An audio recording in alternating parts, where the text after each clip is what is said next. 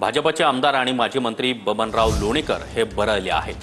तुमच्या बापाला पेरणीचे पैसे मोदींनीच दिले आहेत अशी मगरुरीची भाषा लोणीकरांनी वापरली आहे। गावातल्या काही टीकाकारांवर बोलताना लोणीकरांनी हे वादग्रस्त वक्तव्य केलं आहे। तुमच्या आई बहीण आणि बायकोला देखील लाडकी बहिणीचे पैसे आम्हीच देतो, तुमच्या अंगावरचे कपडे आणि बूटही आम्हीच दिले आहेत अशी भाषा लोणीकरांनी वापरली आहे।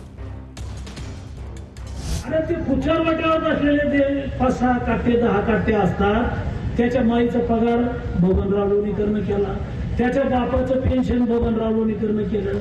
नरेंद्र मोदीजींनी 6000 रुपये तुझ्या बापाला पेरणीला दिले।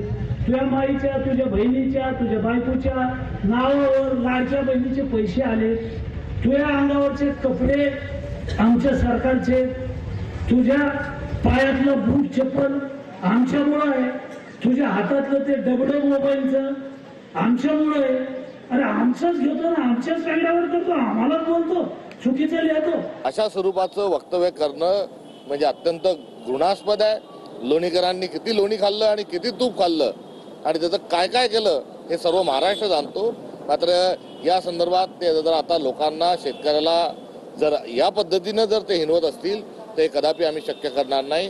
त्यांना पळता पळता वही आम्ही थोडी करू, त्यांनी तात्काळ माफी मागावी आणि त्यांना भाजपने त्यांच्या पक्षातून निलंबित करावं। यांना कोणत्याच गावात आम्ही फिरू देणार नाही हे या निमित्तानं आम्हाला सांग।